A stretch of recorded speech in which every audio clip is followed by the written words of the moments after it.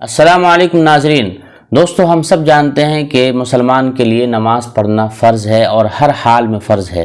دوستو، نماز کے اندر کچھ کام ایسے ہیں جن کے واقع ہو جانے سے، یعنی کہ وہ کام نماز کے اندر اگر ہم کر لیے تو نماز فاسد ہو جائے گی، پھر سے نماز پڑھنی پڑے گی۔ دوستو، ان چیزوں کا، ان کاموں کا، ان اعمال کا جاننا ہر مسلمان کے لیے، ہر نمازی کے لیے ضروری ہے کہ جن کاموں کی وجہ سے نماز فاسد ہو جاتی ہے۔ اس لیے کہ اگر وہ کام نہیں جانیں گے تو ہم سے اگر وہ کام ہو بھی جائے گا اور ہم نماز پڑھتے رہیں گے، حالانکہ ان کام کے ہو جانے کی وجہ سے ہماری نماز فاسد ہو جاتی ہے اور ہمیں پتہ بھی نہیں چلتا ہے۔ اس لیے ہر نمازی کو ان کاموں کی فہرست یاد رکھنی چاہیے کہ کن کن کاموں کی وجہ سے، کن کن عملوں کی وجہ سے نماز ہماری فاسد ہو جاتی ہے۔ ان کا یاد رکھنا ہر مسلمان نمازی کے لیے ضروری ہے۔ وہ 14 چیزیں ہیں، 14 اعمال، 14 کام ایسے ہیں جن کے نماز کے اندر واقع ہو جانے کی وجہ سے، نماز کے اندر وہ کام ہو جانے کی وجہ سے نماز فاسد ہو جاتی ہے، پھر سے نماز پڑھنی پڑتی ہے۔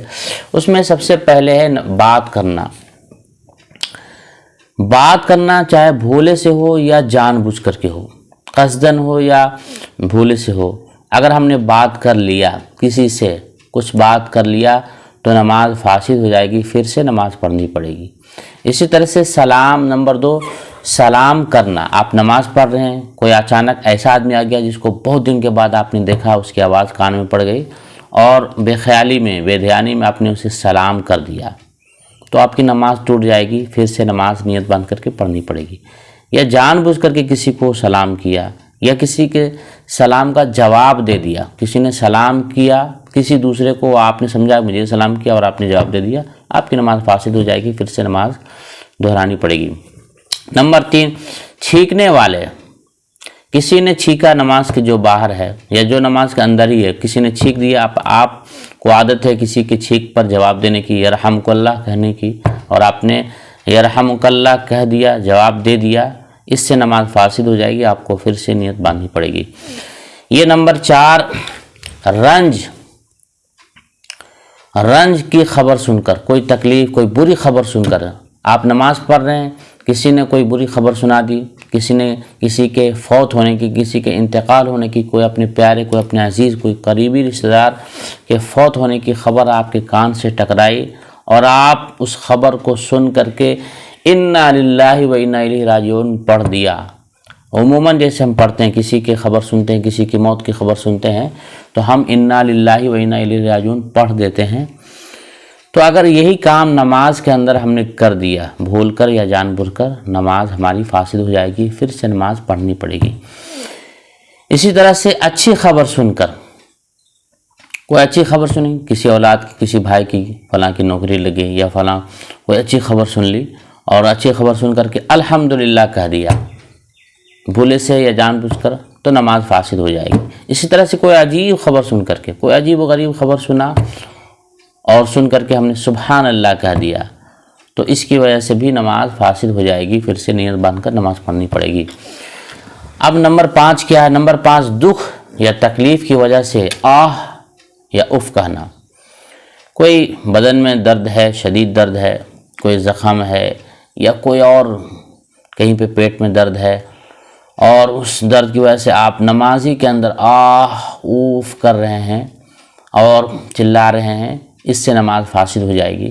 بہتر یہ ہے کہ ان تکلیفوں کو دور کریں دوا کھا کر، اور اس کے بعد نماز میں داخل ہوں، اور نماز میں آہ اور اوف نہ کریں اور برداشت کر کے نماز پڑھیں۔ نماز کے اندر جو چیز پڑھنے کی ہے وہی پڑھیں، آہ اوف کرنے سے نماز فاسد ہو جائے گی۔ اسی طرح سے نمبر 6 ہے اپنے امام کے سوا کسی اور دوسرے کو لقمہ دینا۔ مطلب یہ ہے کہ آپ نماز کے اندر داخل ہیں، جماعت سے پڑھ رہے ہوں یا اکیلے پڑھ رہے ہوں، کوئی آدمی باہر، کوئی بچہ باہر قرآن پڑھ رہا ہے اور وہ غلطی پڑھ رہا ہے، غلط کر رہا ہے، غلط پڑھ رہا ہے، اور آپ نے اس کو لقمہ دے دیا کہ تم غلط پڑھ رہے ہو، نماز کے اندر ہی لقمہ دینا شروع کر دیا، اس سے لقمہ دینے والے کی نماز فاسد ہو جائے گی۔ اسی طرح سے نمبر 7، قرآن شریف دیکھ کر پڑھنا۔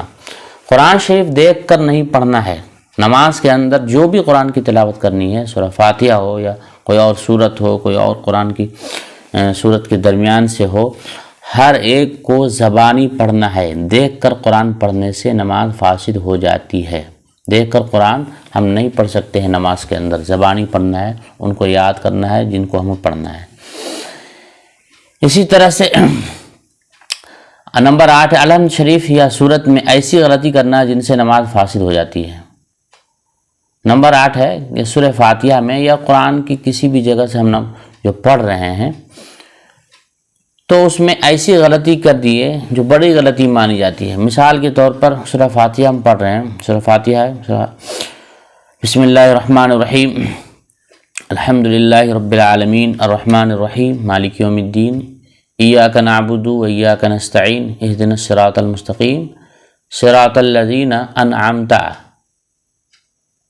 صراط الذین انعمت تا پر زبر ہے، اس جگہ پر ہم نے غلطی سے انعمتو پڑھ دیا تو نماز فاسد ہوگی، پھر سے پڑھنا پڑے گا، پھر سے انعمتو کے ساتھ پڑھنا پڑے گا، اس لیے کہ انعمتا کی جگہ انعمتو پڑھیں گے تو بالکل معنی بدل جائے گا اور اس بڑی غلطی کی وجہ سے نماز فاسد ہو جائے گی۔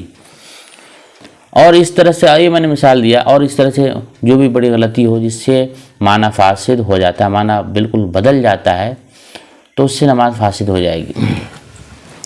نمبر 9 عمل کثیر۔ عمل کثیر کہتے ہیں بڑا کام۔ نماز میں ہم داخل ہیں، نماز میں داخل ہونے کے ساتھ ساتھ ہم کوئی بڑا کام کر دیے۔ مثال کے طور پر نماز میں ایسے شاملی ہیں اور دونوں ہاتھ سے اپنے ٹوپی کو سیدھی کرنے لگے، مثال کے طور پر یہ ٹوپی الٹی ہو اور اس کو سیدھی کرنے لگے، یا اپنے دونوں ہاتھ سے کوئی اور کام کرنے لگے، اور اس طرح سے کام کرنے لگے کہ کوئی دوسرا دیکھنے والا یہ سمجھے کہ یہ آدمی نماز میں نہیں ہے، یہ آدمی نماز نہیں پڑھ رہا ہے، تو اس عمل کثیر کی وجہ سے نماز فاسد ہو جاتی ہے، اسی کو کہتے ہیں عمل کثیر۔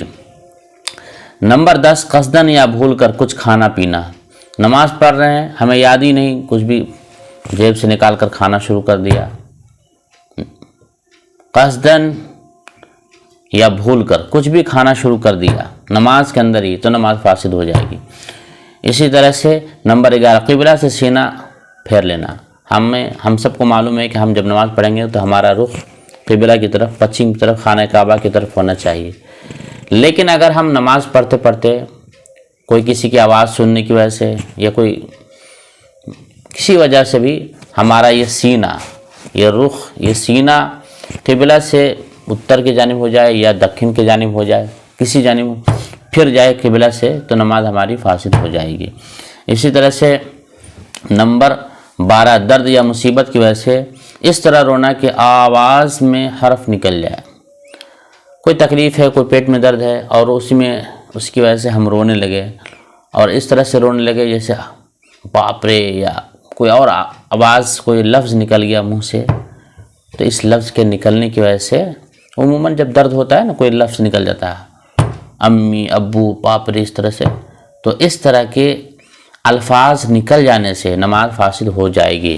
نمبر 13 میں ہنسنے سے، نماز کے اندر ہمیں ہنسی نکل گئی، کوئی ایسی بات ہم نے سن لی کانوں سے اور جس کی وجہ سے جو ہنسنے کی بات تھی اور ہنسی نکل گئی تو نماز میں ہنسنے سے بھی نماز فاسد ہو جاتی ہے۔ نمبر 14 امام سے آگے بڑھ جانا۔